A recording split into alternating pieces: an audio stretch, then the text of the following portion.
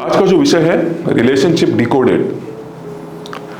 सबसे पहले मैं आपको ये पूछना चाहता हूं कि रिलेशनशिप्स ये क्या महत्वपूर्ण है? ये अलग से सेशन लेने की जरूरत है या अलग से सेशन लिया इसको आप अप्रूव करते हो, या उतना मायने रखने वाला वो फ्रेंड ही नहीं है दुनिया में या हमारे लाइफ में जिसके बारे में इतनी चर्चा की जाए? क्या मानना है आपका? हजारों जायके परोसे थे तुमने, हजारों जायके परोसे थे तुमने, हमने तो सिर्फ उतना ही याद रखा जो खो गया और जो अभी तक मिला नहीं। काफी सारे जायके मतलब क्या? स्वाद, अलग अलग स्वाद हमें परोसे जाते हैं जीवन में, लेकिन हम सिर्फ उतने ही स्वाद याद रखते हैं, उतने अनुभव याद रखते हैं जो अभी तक हमें चाहिए थे लेकिन मिले नहीं, या फिर थे हमारे पास लेकिन हमने खो दिए। बाकी सब हमारे पास है, वहां पे ध्यान नहीं जाता। आज का जो रिलेशनशिप डिकोडेड ये जो सेशन है वो सिर्फ मेन एंड वुमेन उसके ऊपर निर्भर ना होते हुए रिलेशनशिप एज अ होल, इसके फाउंडेशनल रूल्स के बारे में डिस्कस करने वाला है। चलो और आगे चलकर सुनते हैं। मेरा एक दोस्त है, उसका बच्चा स्विमिंग सीखना चाहता था, लेकिन स्विमिंग सीखते वक्त वो खुद स्विमिंग कोच होने के नाते, वो खुद स्विमिंग कोच होने के बावजूद भी अभी खुद का साइकिल का दुकान चला रहा है। खुद के इंपोर्टेड साइकिल्स बाहर से लाकर यहाँ पे बेचता है, महाराष्ट्र में बेचता है।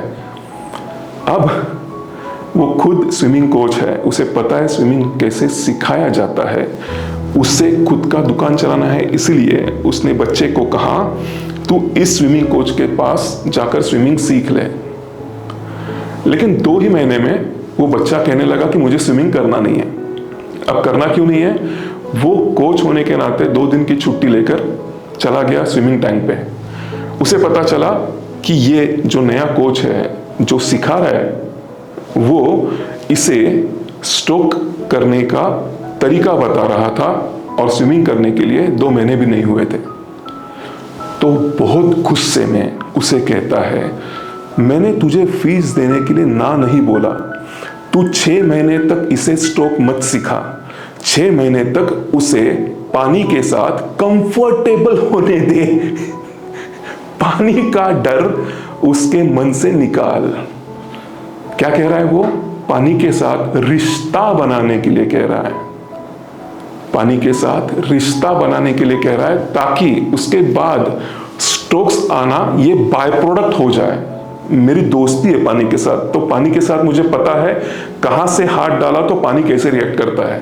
मैं जानता हूं पानी को, कैसे पैर हिलाए तो मुझे किस तरफ ढकेलेगा, मुझे मुड़ना कैसे है पानी में, ये पता है क्योंकि अभी दोस्ती है। अदरवाइज क्या होता है, मुझे पानी का डर है लेकिन कोच बोल रहा है ऐसे हाथ मारो इसलिए मैं मार रहा हूं। अभी पानी मुझे कह रहा है कि इस तरह से अगर मुझे पीछे ढकेलेगा तो मैं तुझे आगे लेकर जाऊंगा। ये हुआ रिश्ता। कॉफी नई अच्छी नहीं लगती कई सारे लोगों को, मेरा भी हुआ था, लेकिन कॉफी के साथ टेस्ट डेवलप होनी चाहिए कहते हैं। कॉफी का एक फ्लेवर अच्छा लगना चाहिए कहते हैं। रिश्ता बनना चाहिए टेस्ट के साथ। इतना मायने रखता है रिश्ता, इतना मायने रखता है, तो हम क्यों इसको इतना ग्रांटेड ले लेते हैं? क्योंकि जब भी हमें पता चले कि रिश्ता बिखर रहा है, तब वो वक्त रिश्ता संवारने का होता ही नहीं। जैसे कहते हैं ना कि अगर किसी रिश्ते में आपके ऊपर कोई गुस्सा भी ना करे तो समझ लेना रिश्ता टूट चुका है। यह काफी गहरी बात है। किसी भी रिश्ते में अगर हम किसी के ऊपर गुस्सा करते हैं तो गुस्सा भी होता है क्योंकि अपनापन महसूस होता है, इसका बुरा ना हो वहां पे गुस्सा आता है।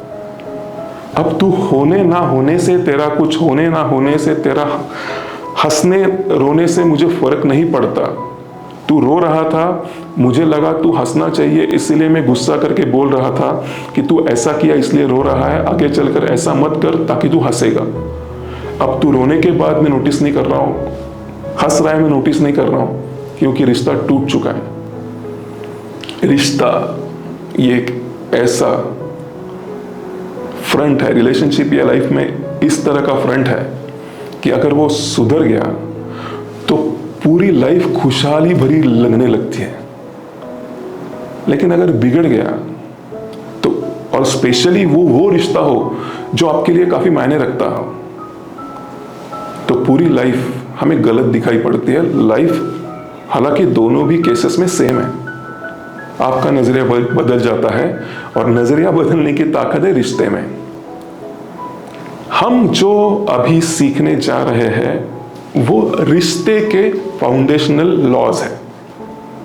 मेरा सवाल है आपसे, जब भी रिश्ते की बात आती है, क्या लगता है आपको दिक्कत क्या होगी जिसकी वजह से रिश्ते इस तरह हो जाते हैं कि हमें लगता है कि पूरी दुनिया में सब गलत चल रहा है। मतलब जो रिश्ते हमें सुख देने के लिए, रिश्ते हमें अच्छा महसूस करवाने के लिए होने चाहिए, तो वो दुख का कारण बन जाते हैं।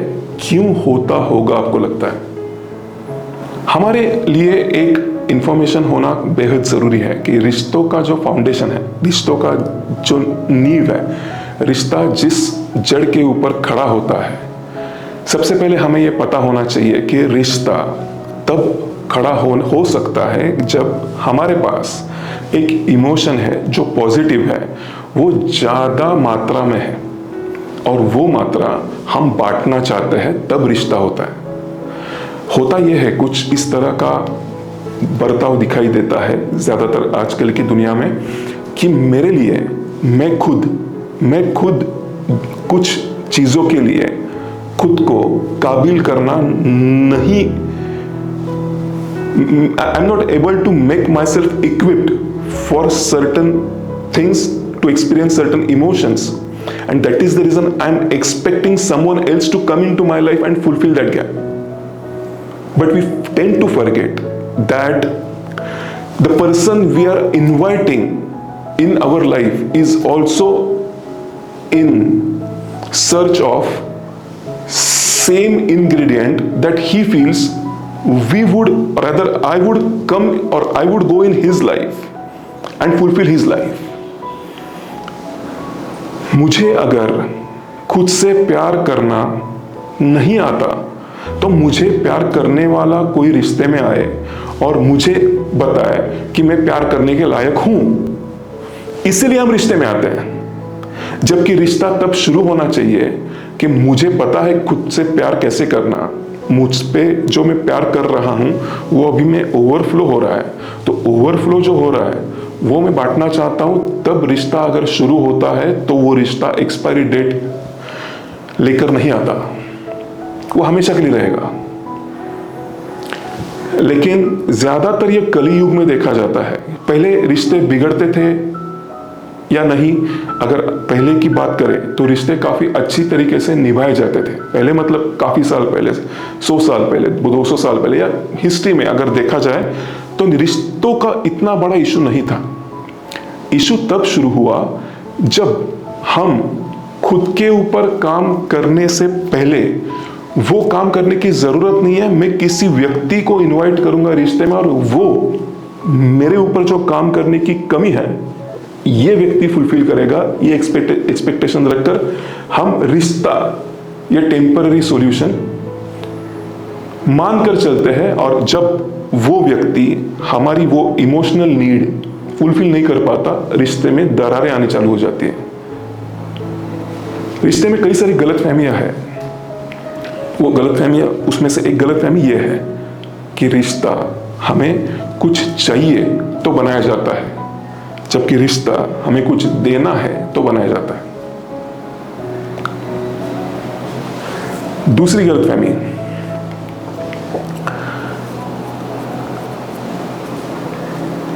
आपके पति देव ही आपके सब कुछ है।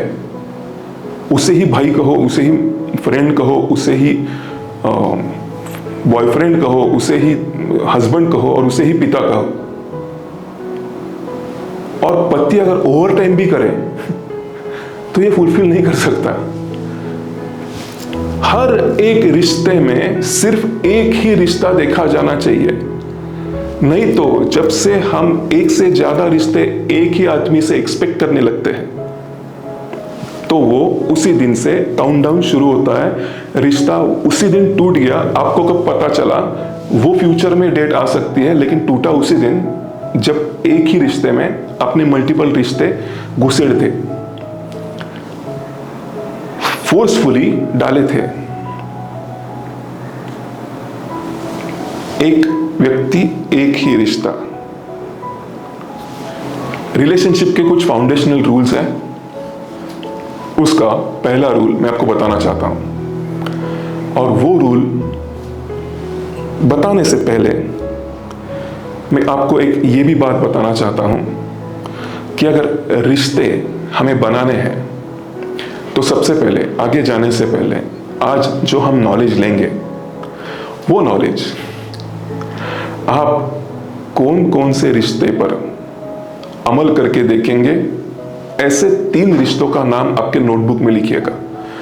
मैं आज जो रूल्स सीखूंगा वो इन 3 रिश्तों पर अमल करके देखूंगा कि क्या होता है।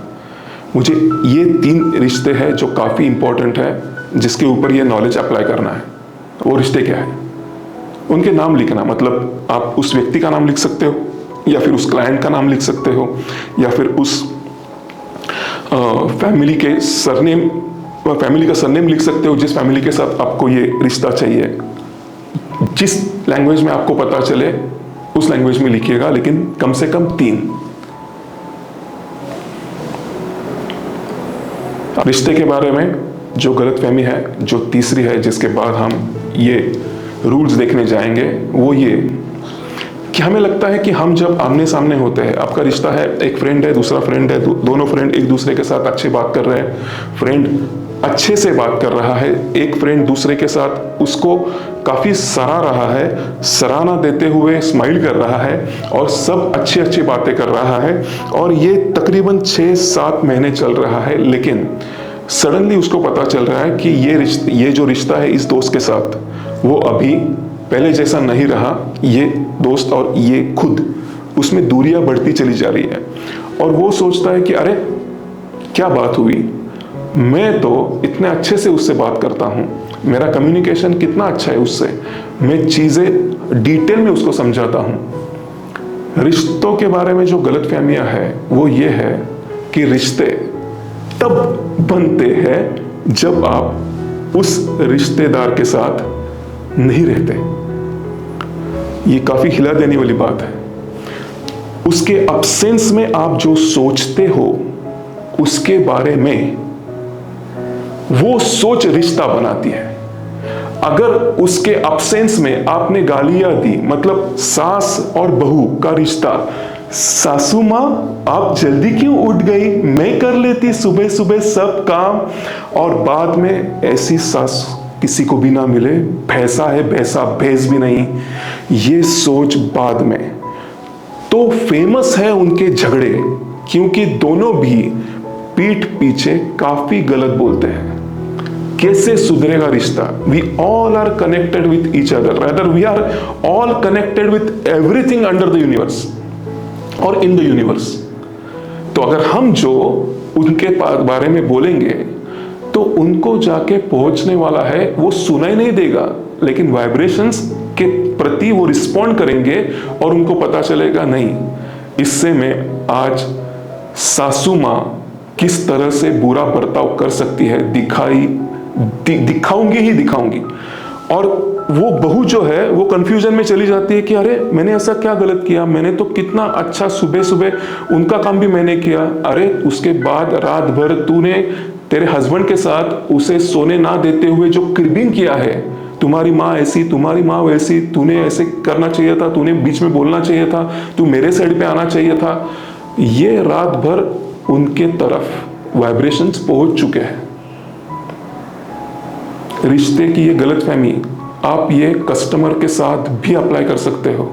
अगर कोई कस्टमर आपको छोड़कर कहीं और जा रहा है, मैं जब सेल्स में था, हमें ये बताया जाता था कि जब भी किसी के साथ जाते हो, किसी के पास जाते हो, तो उनके बारे में आधा घंटे पहले अच्छी बातें करते हुए जाना, और उसमें सेल्स में काफ़ी अच्छा बदलाव आया। यहाँ पे काफ़ी बिजनेस वुमेन भी बैठे हैं, उनको ये अप्लाई करना ही चाहिए जो कस्टमर है। और मैंने कहा आधा घंटा मतलब आधे घंटे से पहले गालियां दे सकते हैं, मैं बोल रहा हूं गालियां नहीं दे सकते अगर आपको वो कस्टमर चाहिए। आधे घंटे पहले तक गालियां सोचो भी मत, आधे घंटे पहले अच्छाइयां बोलने लगो। ये कस्टमर वेंडर रिलेशनशिप के लिए नहीं, ये सगी बहनें, दोनों भाई, सासू माँ, बहू, बच्चा, उसके पिता, किसी भी रिलेशनशिप में यही अप्लाई होता है, क्योंकि रिश्तों का नाम ये आदमी ने रखा है।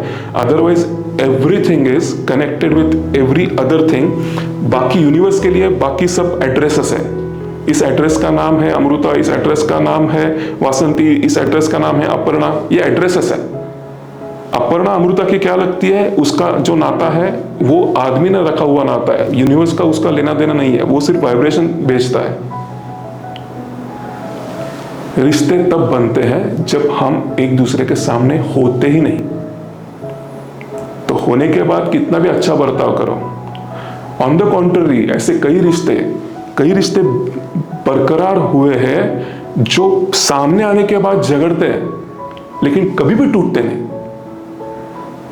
मतलब एक तो बात ऐसी की जाती है, नारायण मूर्ति ने भी ये कहा है और बिल गेट्स ने भी कहा है, बोर्ड ऑफ डायरेक्टर्स की जो मीटिंग होती है, बोर्ड ऑफ डायरेक्टर्स की मीटिंग और मंत्रालय ये सेम लगेगा। अगर आप हमारी बोर्ड ऑफ डायरेक्टर्स की मीटिंग आकर देखोगे, सीधा कोई बोलता ही नहीं, लेकिन उसके बाद जब आते हैं तो साथ में एक ही थाली में खाना खाते हैं, 2 MD, 2 CEOs।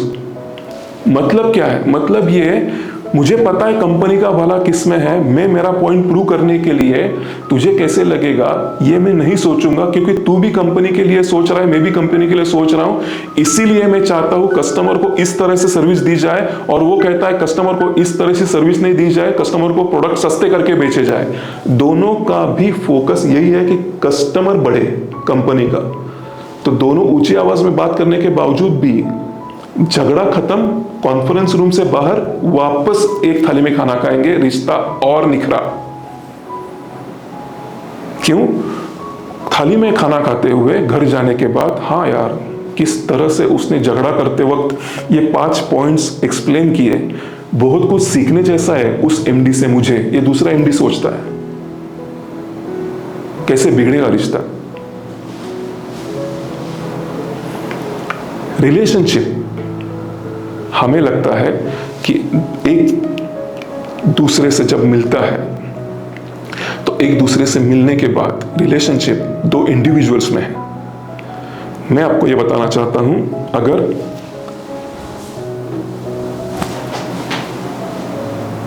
ये पानी है, साफ सुथरा पानी है, और मैं और एक बॉटल लूं, उसमें एक थोड़ा ब्राउन कलर का पानी है, क्योंकि किसी एक जगह नदी के किनारे मिट्टी थी, उस मिट्टी नदी का पानी अंदर उस मिट्टी ने लिया, और वो पानी मिट्टी लेने के बाद जहां पे मिट्टी पानी के साथ मिक्स हो गई, वो मैंने दूसरे बॉटल में पानी लिया है। ये साफ पानी है, दूसरा थोड़ा सा मिट्टी अंदर घुल गई है, इस तरह का कलर है, ऐसा ब्राउन पानी है। मतलब मैं ये कह रहा हूं कि आप अगर पूना में पले बड़े हो और कोई और है जो झारखंड में पला बड़ा है, जहां पे जंगल का एरिया है, जहां पे मिट्टी है, जहां पे जानवर ज्यादा है, तो वहां पे पला बड़ा है और वो पूना शिफ्ट हो गया, पूना में पले बड़े हो, पूना शिफ्ट हो गए और दोनों में गहरी दोस्ती या गहरा नाता हो गया। अब वो दोनों शादी करने वाले हैं। समझने की बात यह है कि वो जो ब्राउन पानी है वो बेसिकली साफ था।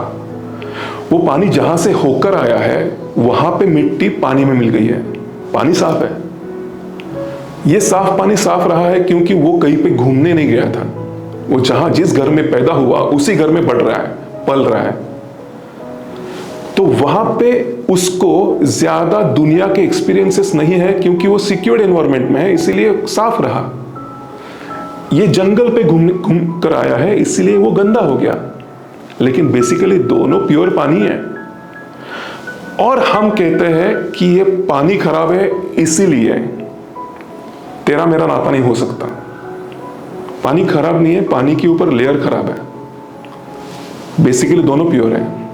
तो लेयर कैसे बनते हैं, किस पॉइंट तक लेके जा रहा हूं मैं आपको? Relationship is between two pasts, not between two individuals. किसी घर में काफी झगड़े होते हैं, आवाज ऊपर करने के बाद ही किसी को सुनाई देता है, excuse me can I have a glass of water? आपकी तरफ ध्यान भी नहीं देंगे, गालियां देंगे ऊपर से वो अलग। ऐसा कोई पानी मांगता है, ए पानी ला, हाँ अब लगता है किसी ने पानी मांगा। और किसी और घर में पानी मांगने की भी नौबत नहीं आती, इसको प्यास लगी होगी, ये फोर्सी करके पानी लाकर दिया जाता है हर 2 घंटे में, पानी या फिर जल। और ये जल वाला पानी ला, इन दोनों के साथ रिश्ता हुआ। एक ऊंची आवाज में बात कर रहा है, दूसरा कह रहा है थोड़ा धीमे बोल मुझसे, मुझे डर लग रहा है। तो ये कह रहा है तू डरपोक है, मेरा रिश्ता नहीं हो सकता तेरे से। ये डरपोक नहीं है, ये डिसरिस्पेक्टफुल नहीं है, पास्ट अलग है। इंडिविजुअल्स के बीच में रिश्ता नहीं होता, 2 पास्ट के बीच में होता है। हम रिश्ते में तू सही या मैं सही, तू गलत या मैं गलत, मैं कितना गलत तू कितना गलत, हम कंपटीशन में लगे जाते हैं। जबकि रिश्ता ये सिर्फ प्रोसेस एंजॉय करते हुए, रिश्ता जब तक हम जिंदा है उसका अनुभव करते हुए हमारी बॉडी के साथ या फिर उसके बाद भी कभी खत्म ना हो, ये हमें बनाने के लिए रिश्ता दिया है। ये जो बोट है, ये जो शिप है, ये जो शिप है, स्टिक के ऊपर स्टिक, स्टिक के ऊपर स्टिक, स्टिक के ऊपर स्टिक, स्टिक के ऊपर स्टिक, ये लगाते हुए ये शिप बनाई है। और यहाँ पे रिलेशनशिप, उसमें भी जो 2 मतलब निकाले हैं, एक रिलेशनशिप में से रिलेशनशिप और रिलेशनशिप, ये पूरे संसार के महासागर में अगर तैरना है तो रिलेशन की शिप चाहिए आपको। अगर ये डंडी हर दिन एक के ऊपर एक चिपकाते चले गए तो हम जब तक बड़े हो जाएंगे, हम जब तक मैच्योर हो जाएंगे, जिसके बाद रिश्ता टूट ही नहीं सकता, इतने मैच्योर हो जाएंगे, तब तो ये शिप बन ही जाएगी। शायद आपको शिप नहीं, आपको पूरा शहर बनाना हो, आपको शिप नहीं, आपको पूरा देश बनाना हो, जो भी आपको उस रिश्ते से बनाना है, स्टेप बाय स्टेप अगर आप डेली डिपॉजिट करते चले गए तो जो शेप चाहिए आप ले दे सकते हो उस रिश्ते को। सिर्फ कॉम्पीट नहीं करना है, तूने कितना किया, मैंने कितना किया। मैं जब भी मुझे लगता है कि मैं दे सकता हूं, मैं दूंगा। अगर मैं देने के बाद आपको लगता है कि मैं देना रुक गया, तो मुझे याद दिलाने के लिए तू देता चला जा, मुझे याद आया हाँ अरे मुझे भी देना है। कितना किसने दिया, कंपटीशन ये मैदान पर होती है, रिश्ते में नहीं। जीतना नहीं है, कॉम्प्लीमेंट करना है, कंपेनियनशिप निभानी है। कौन आगे चलता है नहीं, हाथ पकड़ के कितना आगे हम दोनों चलते हैं। With me, very good. Relationship का दूसरा रूल यह है कि रिस्पॉन्सिबिलिटी, ये जो रिलेशनशिप की है, वो दोनों भी कंधों पर होनी चाहिए। मतलब कम ज्यादा हो सकता है, लेकिन कंधे दोनों चाहिए। एक ही है जो रिश्ता निभा रहा है और दूसरा उस रिश्ते के बारे में उसे कुछ पड़ी नहीं है, तो ये रिश्ता आपको मौत जैसी दर्दनाक महसूस करवाएगा। आपको काफी दुख देगा ये, अगर आप ही खींचे चले जा रहे हो। दूसरा भी धीरे धीरे जितना हो सके उसकी ताकत लगाकर, लेकिन उसे भी उतनी रिस्पॉन्सिबिलिटी। मतलब कई सारे रिश्ते टूटते हुए मैंने देखे हैं कि घर में कोई है जो करा चला जा रहा है, करा चला जा रहा है, करा चला जा रहा है, और वो करता है इसलिए ज्यादा बताए चले जा रहे हैं, बताए चले जा रहे हैं, without even thinking that even person who is doing for us is also a human being. He expects something in return even though that person is not vocal about it. एक बार एक पॉइंट आता है, उसके बाद अगर वो कहता है कि इसके बाद तूने कुछ अच्छा भी किया ना मेरे साथ, मुझे नहीं चाहिए, मुझे रिश्ता नहीं चाहिए, क्योंकि सिर्फ और सिर्फ लिया जाता है एज इफ रिश्ते की जरूरत सिर्फ उससे है जो कर रहा है। नहीं, अभी तक अगर कोई 100 माले पे खड़ा है और 100 माले से किसी ने छलांग लगाई, वो पहले माले तक आने तक उसे लगेगा ही नहीं कि वो कुछ गलत कर रहा है, लेकिन कर रहा है वो गलत। अभी तक वो पीटा नहीं है, अभी तक वो जमीन पर आकर कूदा नहीं है, लेकिन उसे दर्द तो होने वाला है। लेकिन जब तक दर्द नहीं होता इसका मतलब यह नहीं कि वो सही कर रहा है। कहां पे रुकना है ये पता होना चाहिए, और कहां पे रुकना है मतलब इससे क्या पता चलता है, मैं अगर उसके लिए कुछ करूं या ना करूं उसे नहीं पता चलेगा। ये जो है ये काफी मंद बुद्धि लेकर पैदा हुई है, तो इसे सिर्फ लेने के लिए इस्तेमाल करते हैं, देने की कुछ जरूरत नहीं है। आपने रिश्ता एक्सपायरी डेट उसकी जो है उसके ऊपर आपने साइन कर दी है कि मुझे ये रिश्ता इस आज से लेकर 3 साल तक ही चाहिए, उसके बाद मुझे ये रिश्ता नहीं चाहिए। आपने फिजिकली साइन की नहीं होगी, लेकिन होगा यही, क्योंकि सिर्फ रिश्ते की जिम्मेदारी उसके ऊपर दी, अकेले के ऊपर। रिश्ते का नाम ही है किसी 2 एंटिटी के बीच। रिश्ते में काफी ओवर वैल्यू किया जाता है प्यार को। अगर 2 बहनें में प्यार हो, अगर 2 भाइयों में प्यार हो, अगर पति पत्नी में प्यार हो, तो रिश्ता निभाया जा सकता है। झूठ, सबसे बड़ा झूठ, दुनिया का सबसे बड़ा झूठ,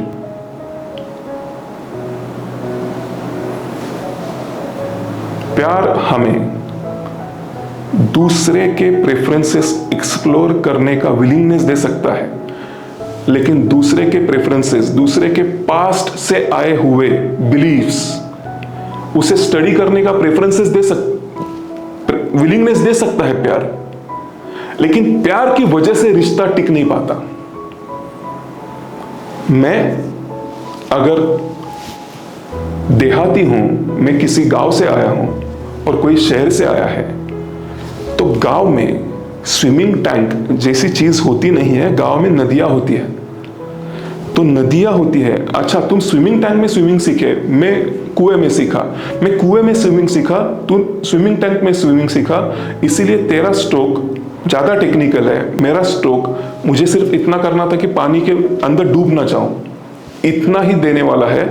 तो अगर स्ट्रोक जो है, जो तेरा सही और मेरा गलत, इससे अच्छा तू इस तरह का स्ट्रोक करता है, मैं भी ऐसा स्ट्रोक सीखना चाहता हूं। और उसके बाद जो गांव का है, वो गांव कसरत में बिलीव का, गांव का लड़का रिश्ते में जो गांव से आया है वो कसरत में बिलीव करता है, उसका स्टैमिना अच्छा है, और दूसरे का स्टैमिना गलत, क्योंकि उसके पास सब सुविधाएं है, बस है, खुद की बाइक है, तो उसका स्टैमिना नहीं है।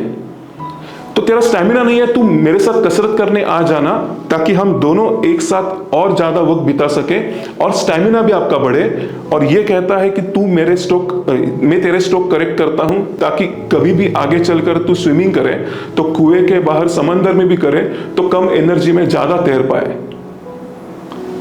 ये है सबसे छोटा उदाहरण जो रिश्ते में किया जाना चाहिए। प्रिंसिपल बेसिस पे आप ये सीख लो कि पास से आए गए बिलीव्स, प्रेफरेंसेस, अगर आप उसका अभ्यास करने के लिए रेडी हो और उस अभ्यास को आपके बर्ताव में लाने के लिए रेडी हो, तभी रिश्ते बन सकते हैं, टिक सकते हैं। कई सारे घरों में थाली में ही हाथ धोया करते हैं, कई सारे घरों में बेसिन में जाकर हाथ धोया करते हैं। लेकिन किसी ने थाली में हाथ धो दिए तो वो पास से क्राफ्ट हुआ उनका एक हैबिचुअल बिलीफ है कि हाथ ऐसे ही धोता है। दूसरा जो है वो बेसिन में जाकर धोता है। लेकिन ये दो पास्ट के बीच में रिश्ता होने के कारण हमें ये पता होना चाहिए कि हमें उसके पास से आए गए बिलीव्स को स्टडी करना है, ताकि हमारा रिश्ता इससे ना टूटे कि कौन सही कौन गलत, दोनों सही है। दोनों अलग अलग मुल्कों का सफर करके आया है, एक झारखंड से होकर आया है, एक पूना में ही है। इसलिए एक ब्राउन पानी लेकर आता है, एक साफ पानी, एक थाली में ही हाथ धोता है, एक बेसिन जाकर। ये काफी सिंपल से उदाहरण है, लेकिन आप रिलेट कर सको तो आपके लाइफ में ये रिलेट होंगे। हर कोई उसका खुद का बिलीफ लेकर आता है, as if that is the only belief in the world about that event. मतलब ऐसे ही हाथ धोए जाते हैं, ऐसे ही बोला जाता है, लोग ऐसे ही होते हैं, लोग फंसाते ही है। फंसाते हुए लोग उसे आए हैं तो आपके तरफ अगर वो शक की निगाहों से देखे, अरे अब तक अच्छे आदमी मिले नहीं होंगे उसे, इसलिए मेरी तरफ भी शक की निगाहों से देख रहा है, ये पता होना चाहिए। तभी रिश्ता निखरता है या शुरुआत होती है रिश्ते की। Love is overrated. अब हमें एक एक्सरसाइज करना है। रीढ़ की हड्डी सीधी रखिए, हाथ में जो पेन पेंसिल है वो बाजू में रख दीजिए।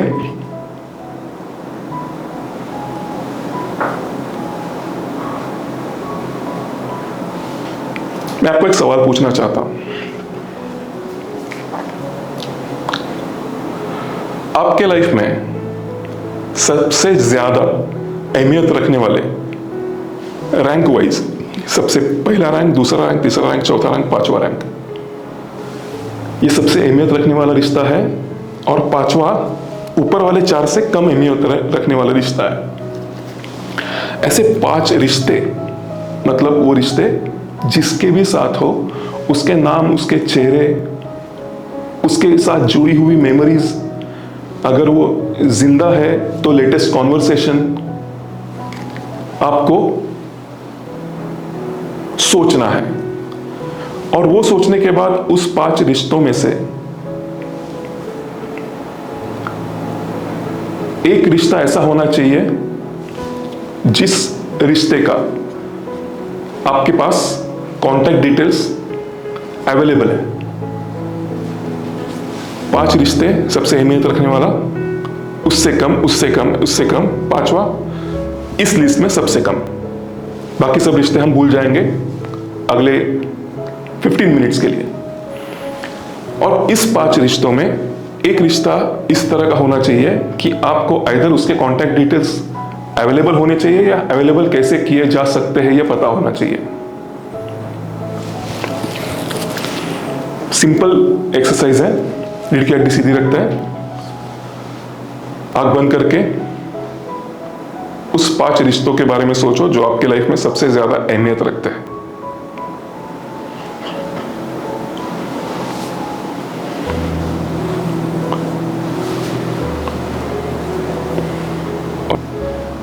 दोनों हाथ कंफर्टेबल पोजीशन में लाकर जो रिश्ते हमने सोचे हैं वो हमारे नोटबुक में जॉट डाउन करेंगे। ये 5 रिश्ते जो मेरे लिए काफी अहमियत रखते हैं। कोई अगर मेरे प्रति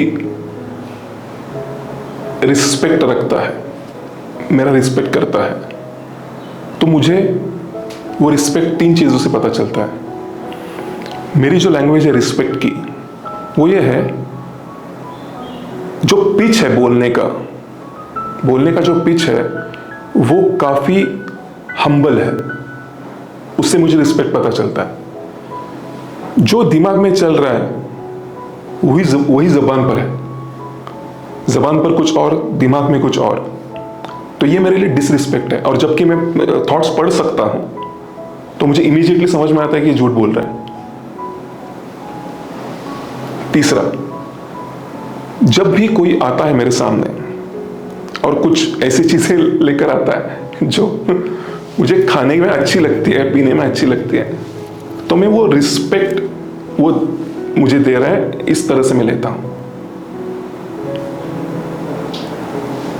मुझे ऐसे कई सारे लोग मिले जिनको रिस्पेक्ट किस तरह से रिसीव होता है और मैं रिस्पेक्ट जिस तरह से रिसीव करता हूं बिल्कुल अलग है।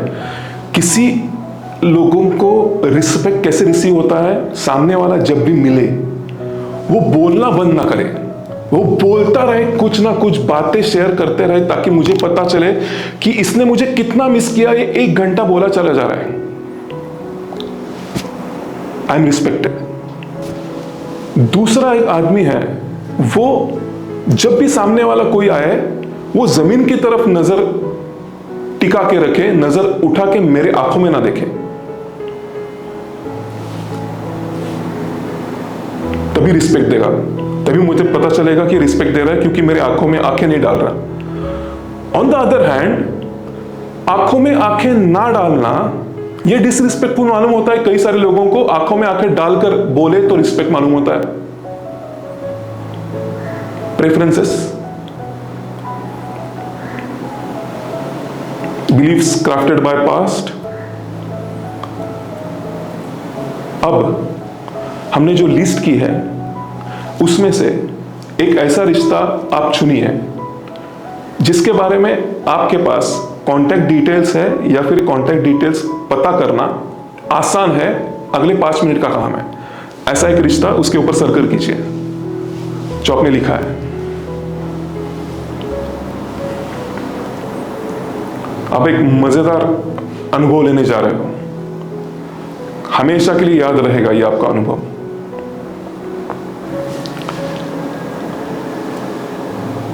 अब अगर वो रिश्ता आपने लिखा है तो आप पन्ना पलटिएगा, अगले पन्ने में ये 3 चीजें लिखिएगा।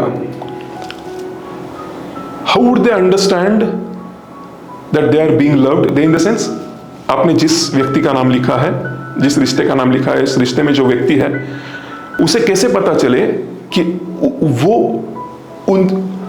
उनकी तरफ कोई प्यार भेज रहा है, वो उनसे कोई प्यार से बात कर रहा है, कोई उनसे प्यार कर रहा है। ये क्या होना चाहिए, उसे क्या दिखना चाहिए, उन्हें क्या सुनना चाहिए, उन्हें क्या महसूस होना चाहिए, ताकि उनको पता चले कि हाँ, इस व्यक्ति का बहुत प्यार है मेरे ऊपर। मतलब प्यार इतना महसूस होता है कि वो जब भी इस कांटेक्ट में आती है तो अगर ये चीजें हुई तो मुझे इस व्यक्ति की तरफ से आने वाले जो वाइब्रेशंस है फुल ऑफ लव महसूस होते हैं। लव मतलब वो बॉलीवुड वाला प्यार नहीं कह रहा हूं मैं प्यार इन जनरल कह रहा हूं, जो सबसे हाईएस्ट पॉजिटिव इमोशन माना जाता है, जो हम भगवान के प्रति भी दिखा सकते हैं, जो हम हमारे बच्चे के प्रति भी दिखा सकते हैं, या फिर जो हम हमारी 4 व्हीलर के प्रति भी दिखा सकते हैं।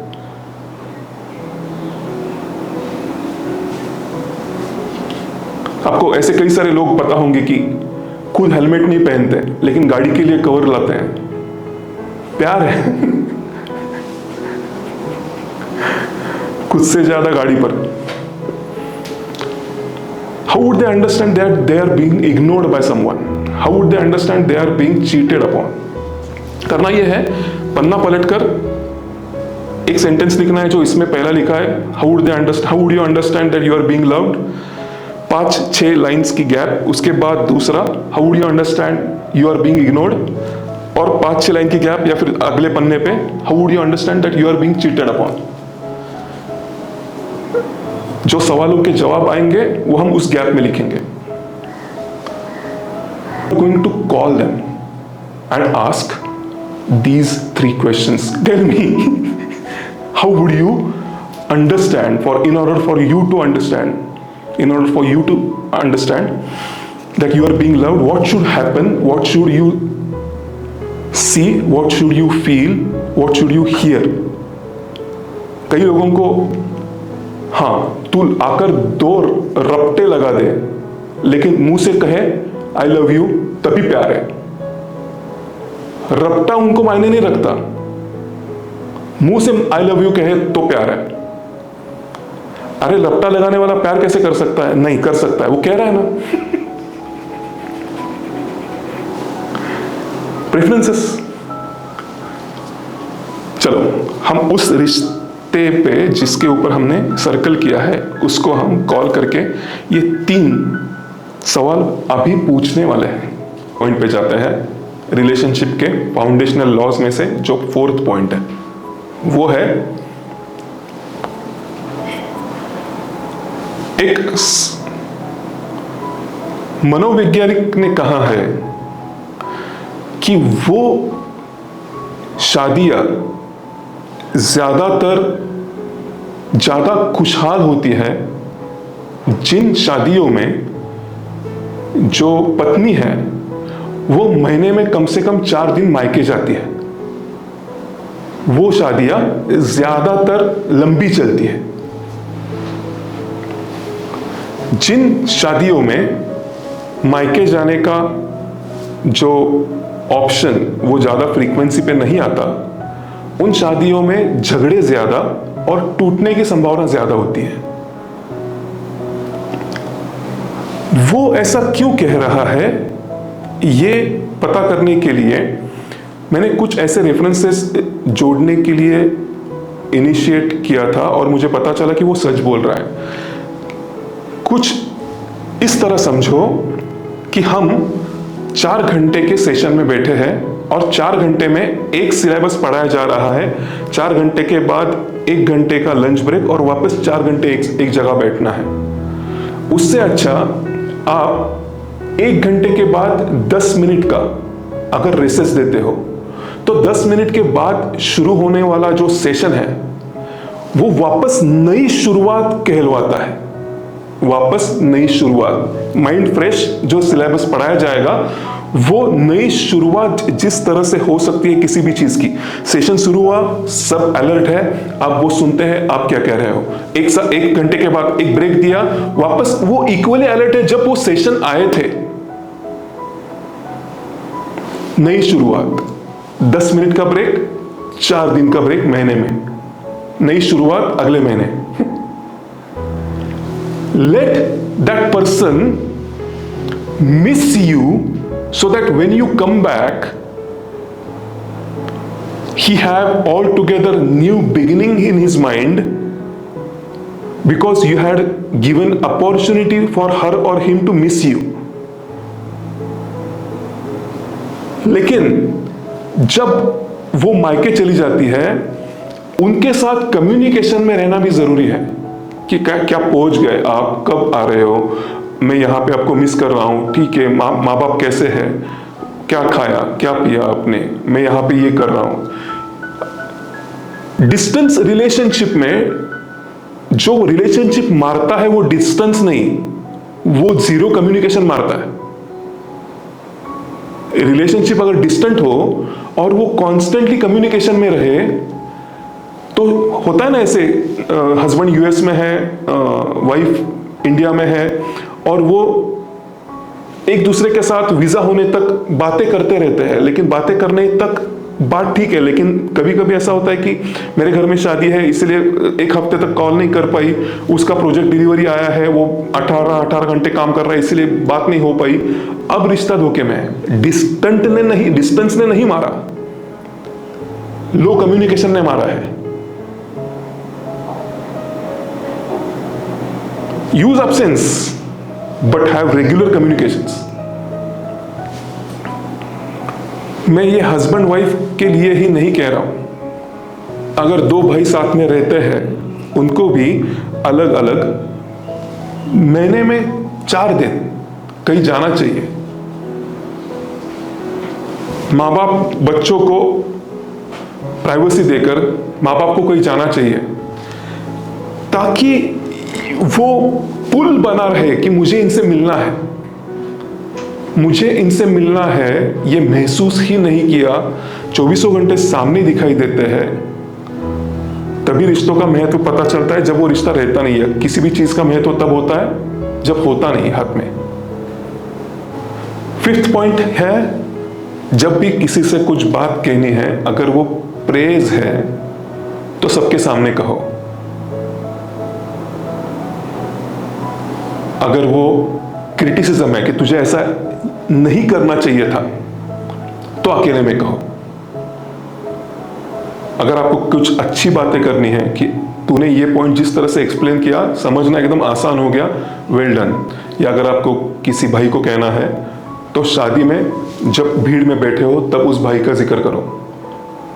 लेकिन वो भाई, अरे तूने जब खांसी तुझे आई थी तो हाथ रखना था मुंह के ऊपर, ये अच्छे एटिकेट्स हैं, ये रूम में जाकर जब दोनों हो तभी बताओ। जब सबके सामने खांसता है तो उसे इमीडिएटली बताने की जरूरत नहीं, अगर वो रिश्ता मायने रखता है आपको। जो रिश्ता मायने नहीं रखता और आप उससे भागना चाहते हो, तो एग्जैक्टली उल्टा करो। प्रेस करो जब अकेले में हो, गलतियां निकालो जब ग्रुप में हो। काउंटडाउन शुरू। ये काफी कम लोगों को पता है, लेकिन काफी ज्यादा इंपैक्ट करती है। मैं आपको एक इंसिडेंट बताता हूं। मैं इससे पहले जिस बिल्डिंग में रहता था, उस बिल्डिंग में एक हैदराबाद से आई हुई फैमिली रहती थी, और दूसरे उसके बगल वाले घर में बंगाल से आई हुई फैमिली रहती थी। बंगाल से आई हुई फैमिली भी हिंदी में बात करती थी, क्योंकि महाराष्ट्र में पूना में मराठी उन्होंने सीखी नहीं थी, लेकिन हिंदी आती थी, काम चल जाता था। हैदराबाद में से जो आई थी फैमिली, वो साउथ इंडियन फैमिली थी, और बंगाल से जो फैमिली आई थी वो बंगाली फैमिली थी। तो हुआ कुछ ऐसे, कुछ वो मंथली चिट फंड्स का जो ग्रुप रहता है ना बिल्डिंग में, बीसी बोलते हैं उसे, वो लेडीज एक साथ आई थी, तकरीबन 25 लेडीज थी, वो बिल्डिंग से सब इकट्ठा हुई थी, और वो बंगालन और वो साउथ इंडियन एक दूसरे से बात कर रही थी। तो वो बंगाल से आई हुई जो वो फैमिली थी, वो बता रही थी कि मेरी बेटी को इस इंजीनियरिंग कॉलेज में मेरिट पे एडमिशन मिला, और उस जो हैदराबाद से आई हुई थी उसने ये कहा, ऐसा क्या? सिर्फ इतना कहा, रिश्ते टूट गए। सिर्फ ऐसा क्या? ऐसा क्या? हैदराबाद में ऐसे ही बोलते हैं। उन्होंने सिर्फ हिंदी उस इंटोनेशन में जोड़ दी थी, और बंगालों को पता नहीं क्या हर्ट हुआ। उसे लगा कि उस किस तरह से बोला, देखते हो आप, उसे ऐसा लगता है कि हमने टेबल के नीचे से कुछ दिया है। मेरिट पे लगा है, किसी को भी पूछो। एडमिशन अगर मेरिट से नहीं लगी होती तो मैं वैसा कहती, चिढ़ाने की जरूरत नहीं थी। वो चिढ़ा भी नहीं रही थी। रिश्ते में क्या बात कही जाती है मायने नहीं रखती, कैसे 90% मायने रखता है कैसे कही जाती है। ये टोनैलिटी की बात अगर आपको समझ में आए, आप याद करो, आपको जो हर्ट हुआ है ना, क्या कहा, यह हर्ट नहीं हुआ है, कैसे कहा। चीजें वो नहीं तोड़ती जो कही जाती है, तोड़ने वाला तो वो है जिस तरह से कही जाती है। ये एक बात अगर आप याद रखो और आपके टोनैलिटी के साथ ज्यादा अवेयर हो जाओ, 90% रिश्ते जो आपको चाहिए वो आपके पास रहेंगे हमेशा के लिए। टोनैलिटी पे ध्यान दो। जैसे इंसान पैदा हुआ, मैं इंसान की बात कर रहा हूं। इंसान जब पैदा हुआ, इंसान की सब हिस्ट्री जंगलों में है, उस जंगलों में काफ़ी डरावने जानवर रहा करते थे। दूसरे ग्रुप से खुद के ग्रुप को बचाना, खुद के ग्रुप मेंबर्स को बचाना, ग्रुप मेंबर्स के साजिश से खुद को बचाना, जानवरों से खुद को बचाना, नेचुरल कैलामिटीज से खुद को बचाना। तो बाय डिफॉल्ट, या फिर मैं कहूंगा इजियर ऑप्शंस जो हमारे मन में ऑटोमेटिकली आ जाते हैं, वो ज्यादातर निगेटिव होते हैं। मतलब अगर मैं आपको पूछूंगा कि आपके घर में एक सदस्य है, वो सदस्य रोज 3 बजे घर आता है और 7 बजे है शाम के, अभी तक वो घर नहीं आया, तो आपको 7 बजे क्या लगेगा, कहाँ गया होगा? काफी कम पॉसिबिलिटी है कि आपके दिमाग में कुछ पॉजिटिव आए। अरे ऐसा तो नहीं हुआ होगा जो होना नहीं चाहिए, ऐसा तो नहीं हुआ होगा, ऐसा तो नहीं हुआ होगा। ये क्यों? क्योंकि आज तक हम जिस एनवायरनमेंट से पाला पढ़कर, जहां से बचकर आए हैं, जब अभी संस्कृति सभ्यता तक पहुंच चुके हैं, वहां तक पहुंचते पहुंचते माइंड को काफी निगेटिविटी, ये डिफॉल्ट इमोशन होने का ट्रेनिंग मिल चुका है। तो हम हमारे रिश्ते में पॉजिटिविटी लाने के लिए हमें कुछ स्पेशल डेज प्लान करने होंगे। मतलब हम अगर बच्चे के साथ कुछ अच्छा रिलेशन करना चाहते हैं, तो उसे, अरे तुझे पता है आज के दिन 5 साल पहले तू चलने लगा था, चलो मैकडी चलते। तुझे पता है आज का दिन 5 साल पहले तूने पहला शब्द बोला था पापा या मम्मी,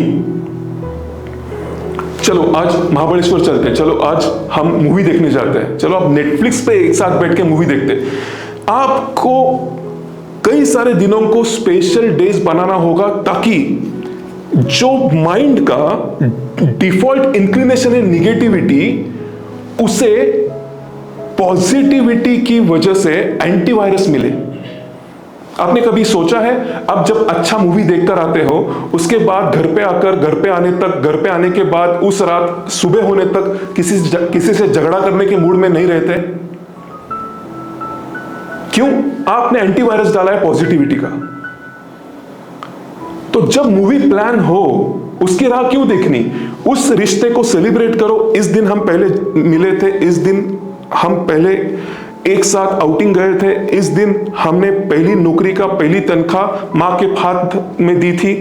वो हर एक दिन, हर साल, कुछ भी रीजन इंपॉर्टेंट नहीं है, सेलिब्रेशन इंपॉर्टेंट है। वो सेलिब्रेट करो ताकि उस रिश्ते के साथ पॉजिटिविटी एसोसिएटेड रहे। आपको पता है, अगर कोई कहता है कि मुझे पढ़ाई में इंटरेस्ट नहीं है, तो मैं उनके माता पिता को कहता हूं, आप उसे गिफ्ट्स दिया करो, और गिफ्ट्स देने की जो जगह है, उसका पढ़ाई का टेबल और कुर्सी होनी चाहिए, वहां पे गिफ्ट्स रख दो।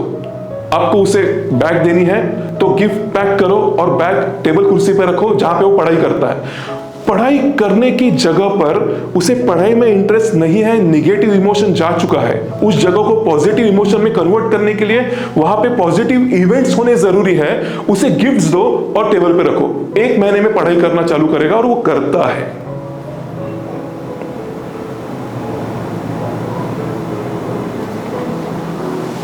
आपको रिलेशन बरकरार रखने के लिए उस रिलेशन के बारे में छोटे छोटे चीजों को सेलिब्रेट करने हैं। अरे तूने पहली बार मुझे कॉम्प्लीमेंट दी है, चलो एक कटिंग चाय पीते हैं। चाय इंपॉर्टेंट नहीं है, सेलिब्रेशन है। आज तूने पहली बार मेरे बारे में बात की, 20 साल तक तू तेरे बारे में बात करता रहा, तो पहली बार मेरे बारे में बात करना, सेलिब्रेट करना है हर साल।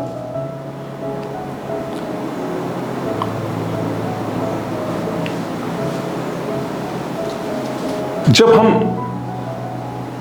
यूजुअली आर्ग्यूमेंट में रहते हैं, उस आर्ग्यूमेंट में मतलब कई सारे ऐसे कपल्स आते हैं मेरे पास, वो कहते हैं कि अरे आपकी जो बीवी है, वो बीवी जब घर पे थी तो घर में उनके पिताजी नहीं होने के कारण काफ़ी इनसिक्योर महसूस करती थी, तो इनसिक्योरिटी वो लेकर आई है मायके से।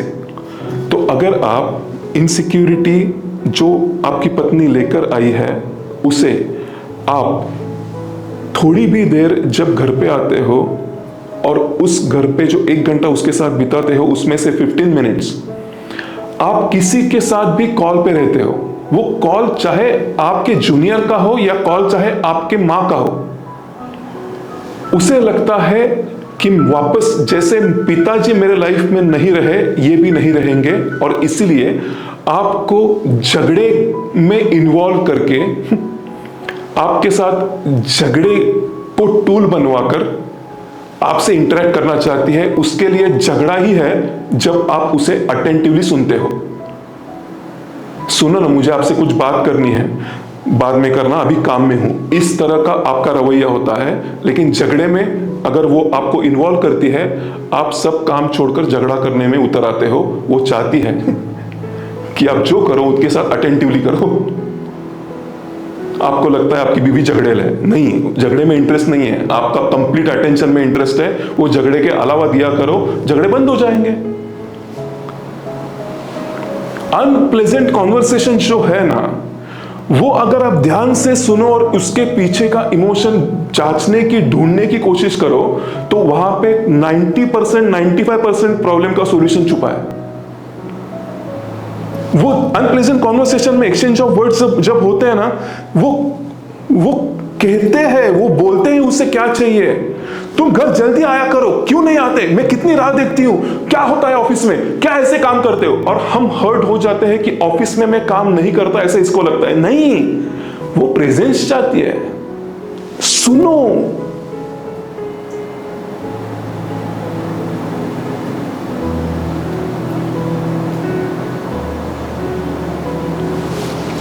अनप्लेजेंट कॉन्वर्सेशंस जो वो कहने के लिए खुद को ताकत इकट्ठा करवा के कहने की अनुमति वो नहीं दे रहा है, वो अनप्लेजेंट कॉन्वर्सेशन में उसका कंट्रोल नहीं होता और मुंह से निकल जाता है। सुनो, वो आंसर दे रही है।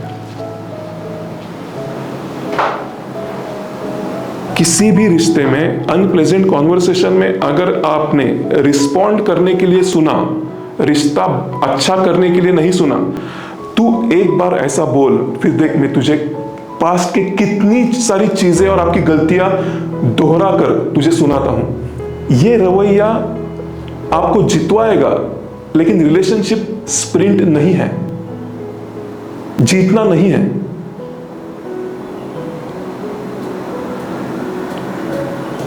Whenever you have option between being kind and being right,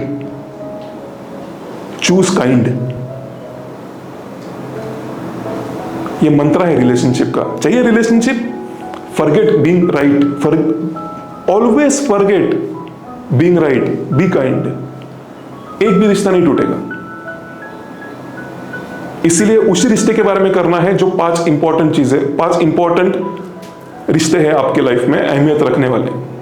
सबके साथ नहीं करना। अनप्लेजेंट कॉन्वर्सेशन होने चाहिए, उसके बाद हमें पता चलता है कि अच्छा उनके मन में क्या चल रहा है।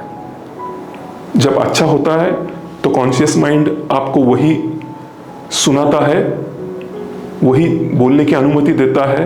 जो सच है वो आप माइनस करके वही बोलते हो जो शुगर कोटेड है। लेकिन अनप्लेजेंट कॉन्वर्सेशन में अगर आप ठीक से सुनो तो काफी सारे ऐसे मुद्दे आते हैं, हाँ यार ये मेरे हाथ से कैसे छूट गया, ये तो इसने बताया था कि उसे अच्छा नहीं लगता, ये तो इसने बताया था कि ये उसकी पास्ट की मेमोरी है जो वह बार बार ऊपर आती है, जो हील होने के लिए आती है, और मैं जब मैं सामने रहता हूँ तभी वो हील हो पाता है, इसलिए मेरे साथ ही वो ये बोल पाएगी, बाहर किसी के साथ बोलेगी ये। हाँ यार, सोचने वाली बात है। तो सोचने वाली बात सोचने के लिए किस पर सोचना है, ये आपको अनप्लेजेंट कॉन्वर्सेशंस बताएंगे।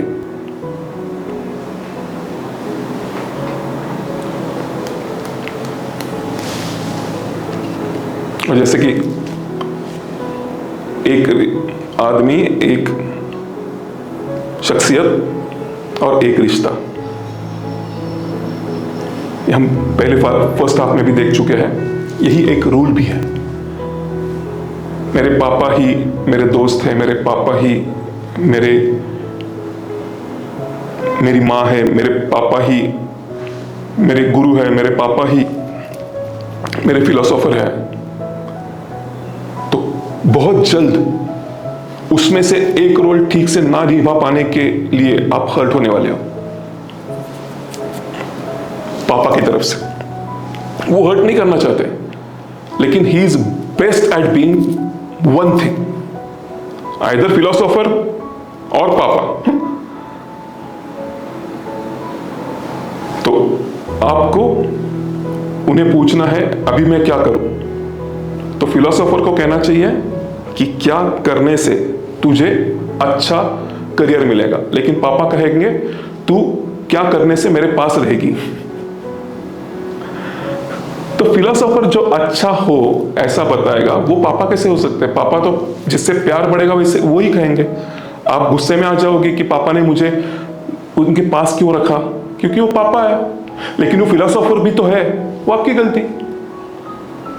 एक ही शख्सियत को सब रिश्ते में डालना।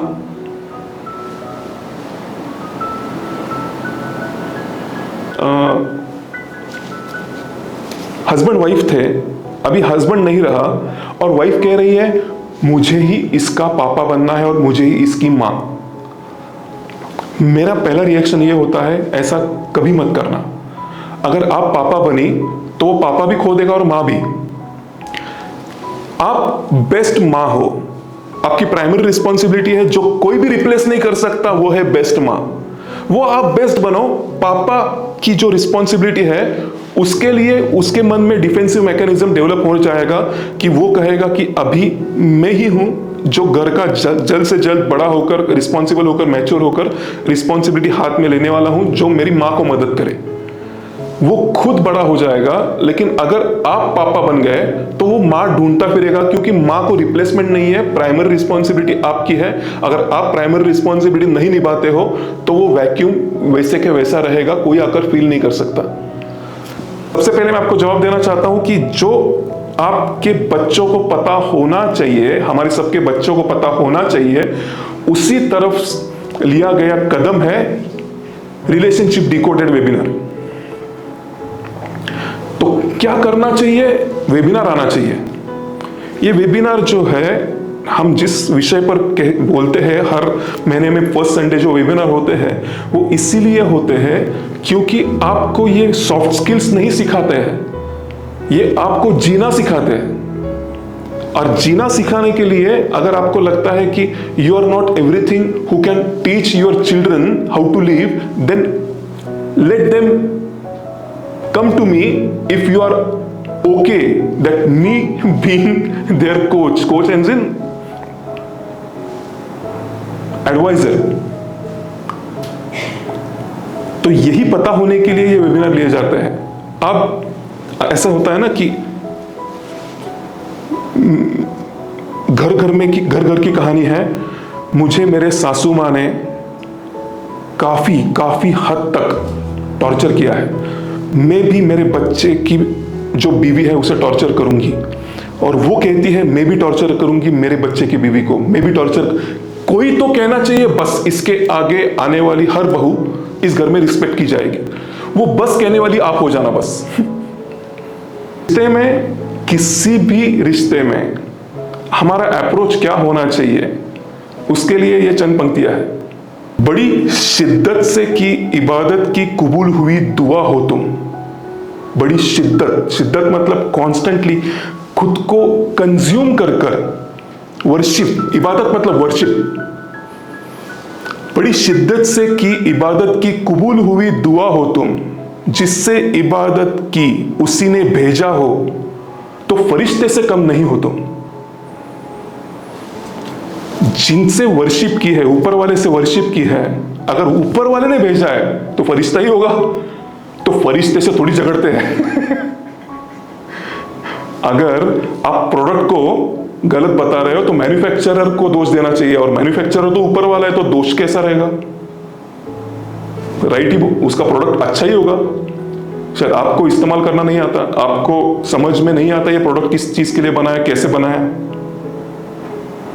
जिससे इबादत की उसी ने भेजा है, तो फरिश्ते से कम नहीं हो तुम। ये अप्रोच रखो किसी भी रिलेशनशिप के अंदर जाने के लिए। पहला स्टेप तो सक्सेस की तरफ ही बढ़ेगा, सिर्फ इस मंत्रा से। Thank you so much for your time, thank you so much for your patient attention. आपकी सेवा का मौका दिया, इसके लिए तहे दिल से धन्यवाद करना चाहता हूँ। शुक्रिया।